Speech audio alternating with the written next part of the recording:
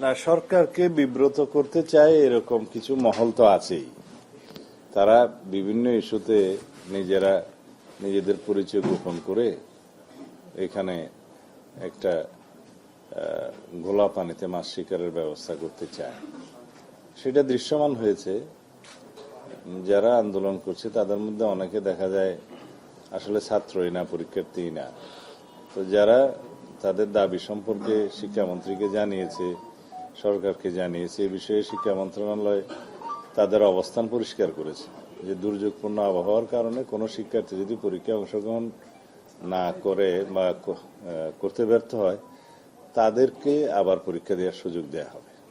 চট্টগ্রাম শিক্ষা বোর্ডের যে পরীক্ষাগুলো স্থগিত আছে 4-5টা জেলায়, যখন তাদের পরীক্ষা নেওয়া হবে তখন সেই একই প্রশ্নপত্রে তাদের পরীক্ষা দেওয়ার সুযোগ দেওয়া হবে।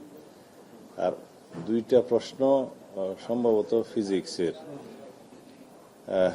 ভুল হয়েছিল প্রশ্নপত্রে, সেই জন্য শিক্ষা মন্ত্রণালয় একটা তদন্ত পরিচালনা করবে, দায়ী ব্যক্তিদেরকে চিহ্নিত করে ব্যবস্থা নেবে।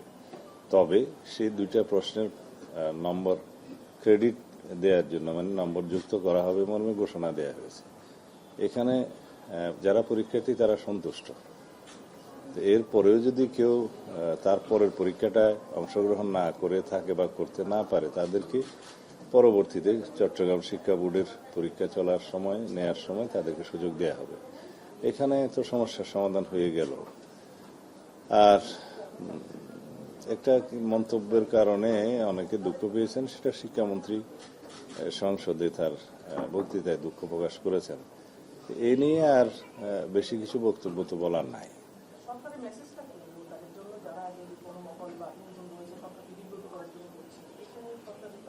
এগুলো আমরা খুব একটা গুরুত্বের সাথে নিচ্ছি না, কারণ আমরা 2-1টা জেলায় এবং ঢাকাতেও 2-1টা স্পটে দেখেছি তাদের সংখ্যা বেশি না যারা এগুলো নিয়ে কথাবার্তা বলছে। হয়তো মিডিয়াতে আসছে সেই জন্য বিষয়টা গুরুত্বপূর্ণ হয়েছে। এগুলো আমরা মনোযোগ দিচ্ছি না।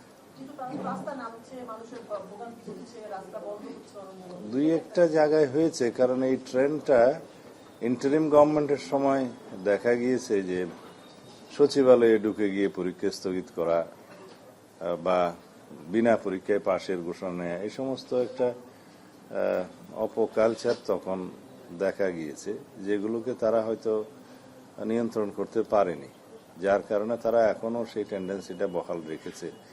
তবে তাতে করে আমরা শিক্ষার মান ক্ষুণ্ণ হোক এরকম কোনো বিষয়ে আমরা অ্যালাউ করব না, কারণ আমরা নকলমুক্ত পরিবেশে পরীক্ষা নিতে চাই এবং বাংলাদেশের যে শিক্ষার মান সেটা অনেক নিচে নেমে গিয়েছিল, সেটাকে আমরা পুনরুদ্ধার করে জাতীয়ভাবে আমরা একটা শিক্ষিত শক্তিশালী জাতি গঠন করতে চাই।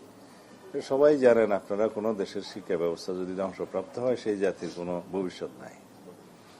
তো যেটা আমরা আগে লক্ষ্য করেছি যে ঢালাও ভাবে গোল্ডেন কি জিপিএ 5 নাকি ইত্যাদি ঢালাও ভাবে অটো পাস, তারপরে পরীক্ষায় নম্বর বাড়িয়ে দেওয়া ইত্যাদির প্রচলন আওয়ামী ফ্যাসিবাদের সময় একটা অপকালচার সৃষ্টি হয়ে গেছিল।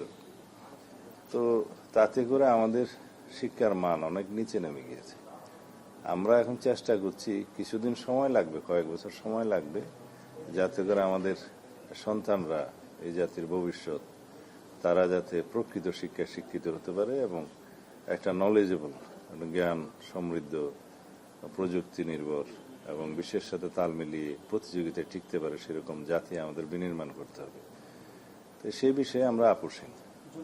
সময় যে পুলিশে ছাত্রদের যে মেরেছিল সেই ছবির সাথে সম্প্রতি যে আন্দোলন হয়েছে সেখানে মিলিয়ে ফেলা হচ্ছে যে পুলিশ আবারও ছাত্রদের মেরেছে। পুলিশকে আসলে আপনাদের কি নির্দেশনা দেওয়া ছিল? না, এগুলো কিছু ডিসইনফরমেশন। প্রকৃত ঘটনা, তথ্য, ছবি, ভিডিও আপনাদের সামনে আছে। এগুলো বিভিন্ন সোশ্যাল মিডিয়াতে উত্তেজনা সৃষ্টি করার জন্য কেউ কেউ হয়তো ব্যবহার করছে।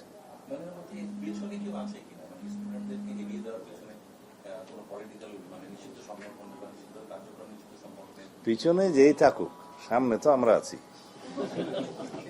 মাননীয় মন্ত্রী, আমার একটি প্রশ্ন ছিল, সেটা হচ্ছে যে আমরা জানি যে সরকারের সবচেয়ে বড় সফলতা হচ্ছে বিদেশে কয়েকজন পলাতক আসামিকে বিদেশে গ্রেফতার করতে সক্ষম হচ্ছে। একবার হচ্ছে বেনজি, আর একটা হচ্ছে ভারতে যে ওসমান শরীফ হাদি হত্যার আসামিরা। এই দুইজনকে আসলে দেশে ফেরানোর মন্ত্রণালয় অগ্রগতি করতে দুইজন না, ভারতে আছে 3 জন, ভারত 3 জন। আর আবুধাবি মানে ইউএইতে আছে 1 জন, 4 জন। তা আমরা দেশে ফিরিয়ে নিয়ে আসার জন্য আমাদের যা কিছু করণীয় আইনানুগভাবে সবকিছু আমরা সম্পন্ন করেছি, যে এক্সট্রাডিটেড হওয়ার জন্য এক্সট্রাডিশন চুক্তি অনুসারে এবং ইউএন চার্টারের অনুসারে যেটা ইউএর সাথে করা হয়েছে। তো সেগুলো আশা করি আমরা খুব অল্প সময়ের ভিতরে সাড়া পাবো। তা আমরা চেষ্টা করছি। না, চিঠির জবাব তো ওনারা দিবেন না। ওনারা আমাদেরকে বলেছেন যে আমরা এই আসামিকে ফেরত দেওয়ার জন্য 30 দিনের মধ্যে আপনাদের কাছে প্রয়োজনীয় কাগজপত্র চাই। যেটা ইন্টারপোলের রেড নোটিশ অনুসারে তারা গ্রেফতার করেছে, সেটা তো গ্রেফতার হয়েছে, কিন্তু ফেরত প্রদানের জন্য আমাদের কিছু আইনানুগ প্রক্রিয়া আছে, কাগজপত্র আছে, ওয়ারেন্টের কপি আছে, এগুলো পাঠানো বলা হয়েছিল, পাঠাতে আমরা পাঠিয়ে দিয়েছি। 30 দিন সময় দিয়েছিল, আমরা 3 দিনের ভিতরে দিয়েছি। আর ভারতে যে 3 জন আসামি গ্রেফতার হয়েছে শহীদ ওসমান হাদির হত্যাকারীদের মধ্যে, অভিযুক্তদের মধ্যে, তাদের বিষয়ে আমরা একইভাবে এখানকার ওয়ারেন্টের কপি, মামলার কপি, বিস্তারিত তথ্য আমরা পাঠিয়েছি। তো ভারতের সাথে তো বাংলাদেশের এক্সট্রাডিশন চুক্তি আছে, সেই হিসাবে তারা তাদেরকে প্রেরণ করবে। তো ইতিমধ্যে তারা যেহেতু তাদের স্থানীয় কোর্টে বেআইনি অনুপ্রবেশের মামলা সহ অন্যান্য মামলায় গ্রেফতার আছে এবং বিচারাধীন আছে, সেটা বিবেচনায় নিয়ে তারা হয়তো একটু সময় নিচ্ছে। তবে এক্সট্রাডিশন চুক্তি অনুসারে আমার যতটুকু জানা আছে, মামলা বিদ্যমান থাকলেও চালু থাকলেও ফেরত পাঠানো যায়। এই উভয় দেশের মধ্যে সেই চুক্তিটা আছে। মানে মন্ত্রী একটা বিষয় হচ্ছে যে সম্প্রতি একটা অভিযোগ পাওয়া গেছে যে আরাকান আর্মি যে রয়েছে সেখানে বেশ কিছু বাংলাদেশি আরাকান আর্মিতে যোগ দিয়ে সেখানে কর্তব্যরত অবস্থায় আছে এবং অনেকেই যোগ দিচ্ছে, এরকম একটা অভিযোগ পাওয়া গেছে। বিবিসি নিউজে এই বিষয়ে একটি বিশেষ অনুসন্ধানের রিপোর্টও প্রকাশ হয়েছে। এই ব্যাপারে আপনাদের কোনো আমাদের কাছে সেরকম তথ্য নাই, আমাদের কাছে সেরকম তথ্য নাই, আমরা খোঁজ নিয়ে দেখতে পারি। মাননীয় মন্ত্রী একটা বিষয় হচ্ছে যে এই চলতি বছরই তো স্থানীয় সরকার নির্বাচন হবে। এর মধ্যে আমরা সামাজিক যোগাযোগের মাধ্যমে দেখছি যে পলাতক শেখ হাসিনা সে ফিরে আসার জন্য ঘোষণা দিচ্ছে, যেটি কিছুক্ষণ আগে বলেছে মিস ডিসইনফরমেশনের একটা ক্ষেত্র তৈরি হচ্ছে। সেই জায়গা থেকে নির্বাচনকে ঘিরে এবং এই যে শেখ হাসিনার দেশে ফিরে আসার ঘোষণা দেওয়ার মধ্যে আপনাদের কোনো কনসার্ন তৈরি হচ্ছে কিনা, বা আইন শৃঙ্খলা পরিস্থিতির অবনতি হতে পারে কিনা, এটি নিয়ে আসলে আপনাদের কোনো কনসার্ন আছে কিনা? আপনার প্রশ্ন থাকতে পারে, সন্দেহ থাকতে পারে, তবে আমাদের মধ্যে কোনো সন্দেহ নাই। স্থানীয় সরকার নির্বাচন, আমরা প্রস্তুত আছি। স্থানীয় সরকার নির্বাচন একটু আবহাওয়ার উপরও নির্ভর করতে হবে, এখন বর্ষাকালীন সময়, সেই জন্য সেপ্টেম্বর অক্টোবরের দিকে আমাদের মাননীয় স্থানীয় সরকার মন্ত্রী তো এই বিষয়ে কথা বলেছেন, তখনই ইউনিয়ন পরিষদের নির্বাচনটা দেওয়ার কথা বলেছেন। এই প্রস্তুতি চলছে, এইটার সাথে অন্য কোনো কিছুর সম্পর্ক আছে বলে আমি মনে করি না। আর যারা এই যে শেখ হাসিনার কথা বললেন, তো সে দেশে ফিরে আসতে চায়, আমরা তো তাকে ফিরিয়ে আনার জন্য এক্সট্রাডিশন চুক্তি অনুসারে ইন্টারিম গভর্নমেন্টের সময়ও পত্র দেওয়া হয়েছে ভারত সরকারের কাছে, এরপর আমরা তাগাদাও দিয়েছি। আমরা তো তাকে ফেরত চাই এবং বিচারের মুখোমুখি হোক। ইতিমধ্যে যেহেতু তিনি সাজাপ্রাপ্ত হয়েছেন, আদালতে তার আত্মসমর্পণের সুযোগ আছে কিনা সেটা আইনজ্ঞরাই বলবেন। তবে সাজাপ্রাপ্ত আসামি হিসাবে দেশে ফিরলে তাকে গ্রেফতার করা হবে এবং রায় কার্যকরের ব্যবস্থা নেওয়া হবে। যদি আপিল করার কোনো সুযোগ থাকে, সেটা আইন আদালত বুঝবে, তখন আপিলের সুযোগ থাকলে আপিল হবে। আমাদের কাছে প্রত্যাবর্তনের যে ঘোষণা ওখান থেকে মাঝে মাঝে দিচ্ছে, তো সেটা তো কিভাবে দিচ্ছে জানি না। আমরা তো তাকে আইনানুগভাবে ফেরত চাই।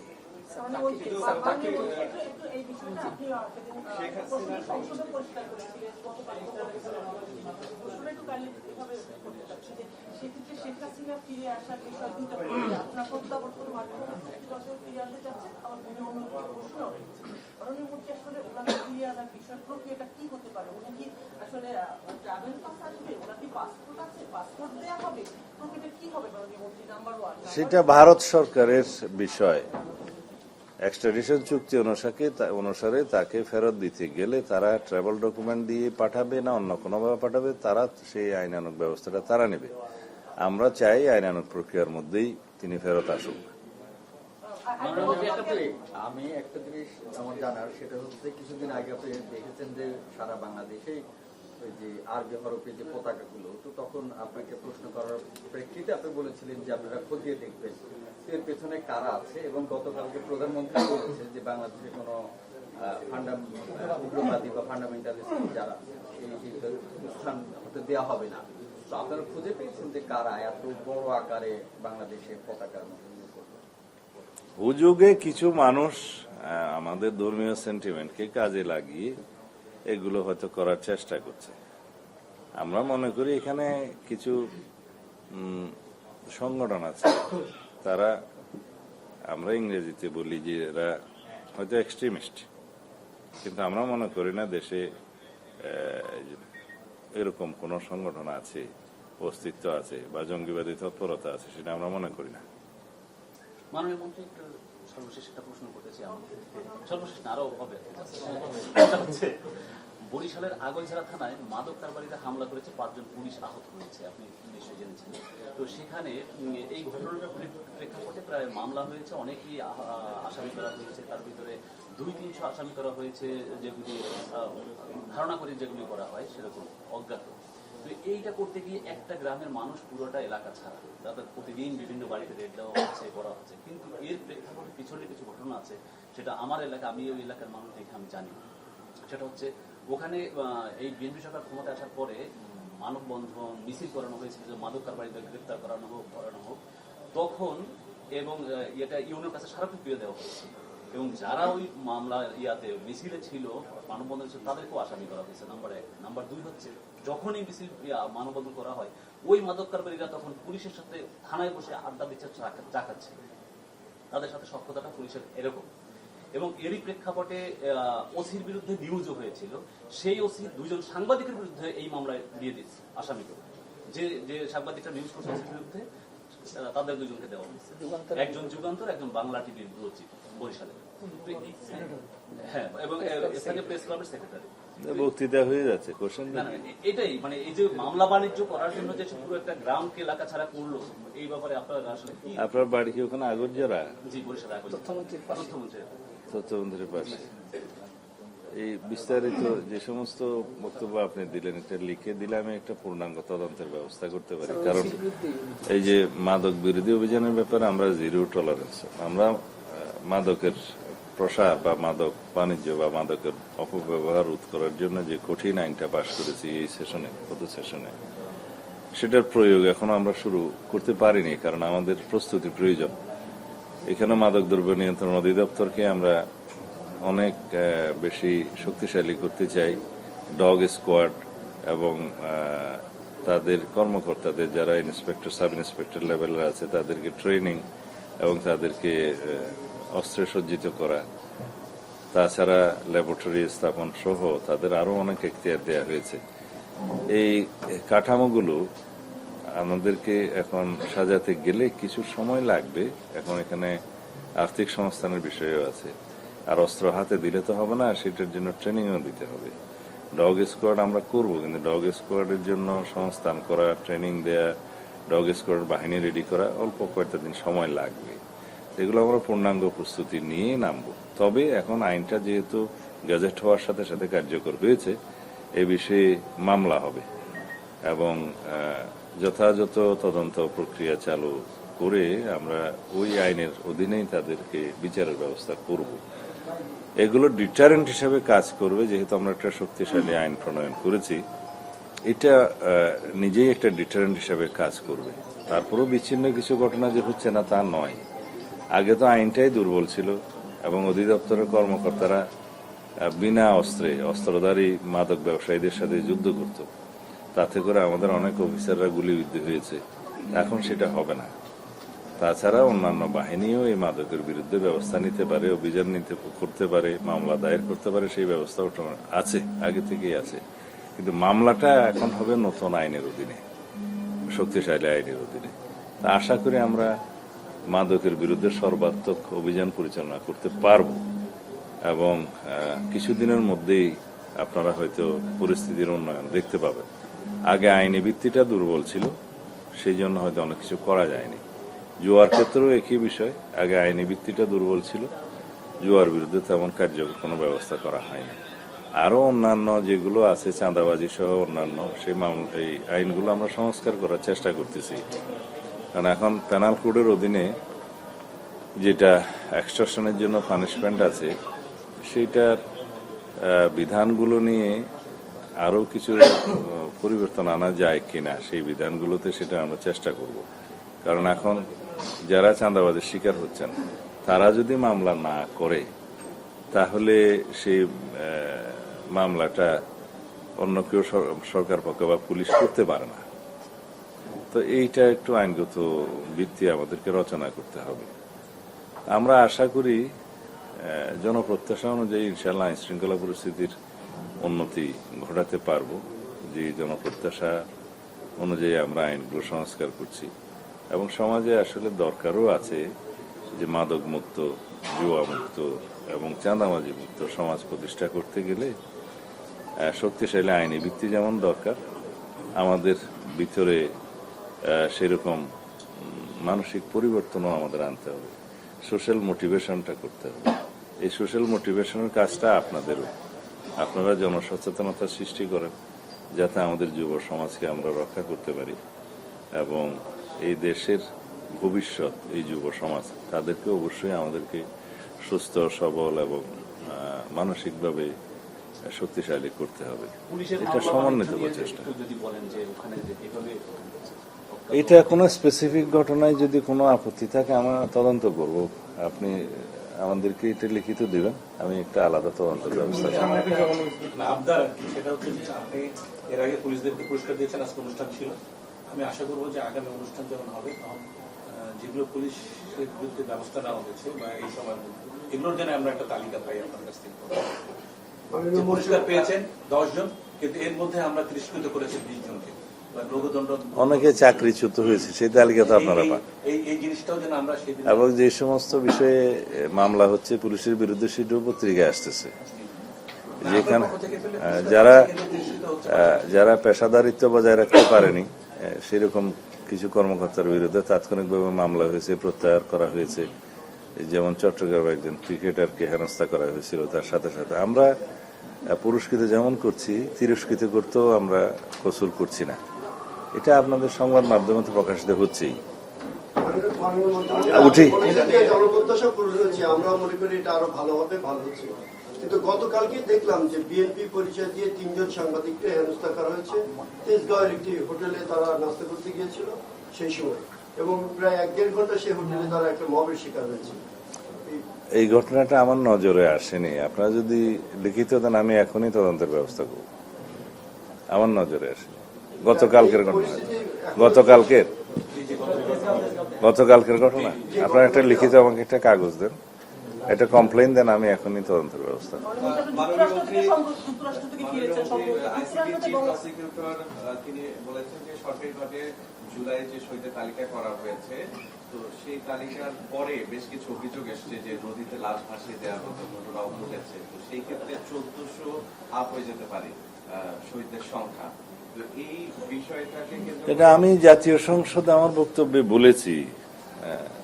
যারা জাতিসংঘের রিপোর্ট অনুসারে 1400-র মতো শহীদ এর তালিকা তারা পেয়েছেন, হদিশ পেয়েছেন, কিন্তু আমাদের জানা মতে সেটা 2000-এর বেশি হতে পারে।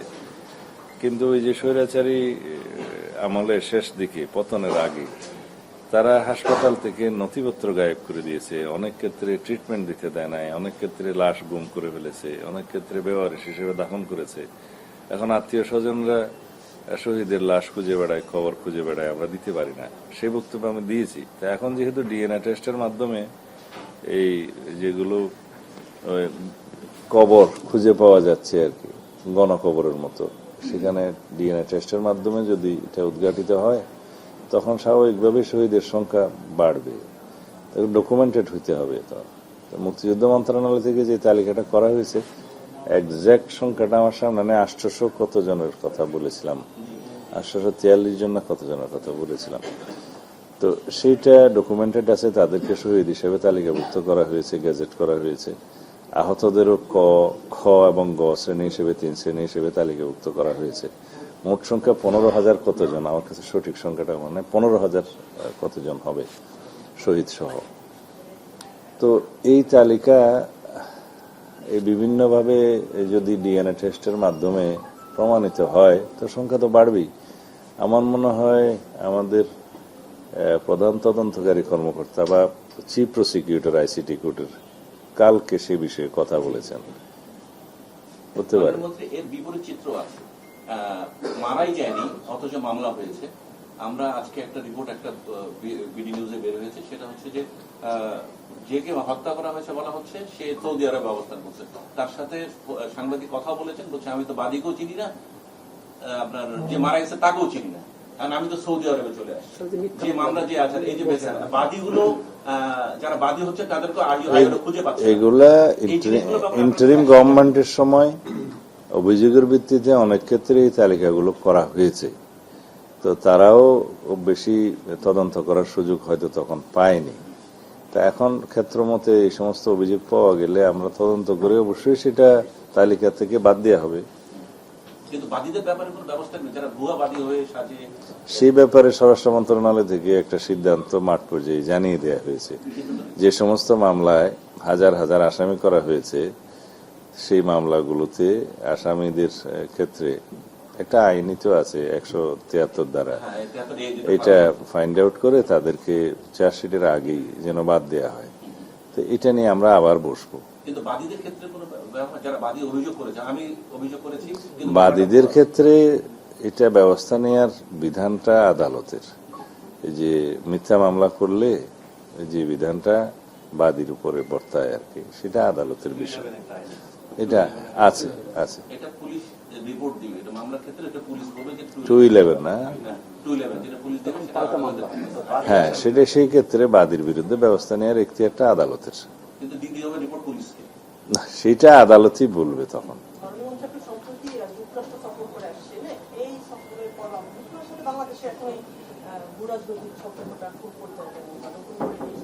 না, আমি গিয়েছিলাম ওখানে, ইউনাইটেড নেশনস পিস অপারেশনের একটা সামিট ছিল, United Nations chief of police summit, এটা ইউএন কপ বলে, চিফ অফ পুলিশ সামিটে। তো এখানে পৃথিবীর বিভিন্ন দেশের সদস্য রাষ্ট্রের মন্ত্রী পর্যায়ের প্রতিনিধিত্ব ছিল, পুলিশ প্রধানদের প্রতিনিধিত্ব ছিল। তো এটা খুবই ইম্পর্টেন্ট আমাদের দেশের জন্য, যেহেতু আমরা পিস কিপিং অপারেশনে অংশ নিয়ে থাকি এবং one of the major partner. তো সেই হিসাবে আমাদের অংশগ্রহণটা ছিল ফলপ্রসূ হয়েছে। আমার সাথে জাতিসংঘের 3 জন আন্ডার সেক্রেটারি জেনারেলের সাথে বৈঠক হয়েছে। আমরা পিস বিল্ডিং অ্যাক্টিভিটিসের সামনে যাচ্ছি। পিস অপারেশন এবং এটা বলা হয় লজিস্টিক সাপোর্ট ডিপার্টমেন্ট একটা আছে, department of logistic support. Piece operation একটা, আর একটা হচ্ছে পিস বিল্ডিং অ্যাক্টিভিটিস। এই 3 জনের 3টা বিষয়ে secretary general, under secretary general আছে, তাদের সাথে বৈঠক হয়েছে এবং আমাদের কোঅপারেশন আমরা এক্সটেন্ড করব পৃথিবীর বিভিন্ন দেশে যেখানে দরকার হয়। এটা যাওয়া জরুরি ছিল। ইউনাইটেড নেশনের কথা বললাম, যুক্তরাষ্ট্রের সাথে সম্পর্ক তো খুবই ভালো। ধন্যবাদ।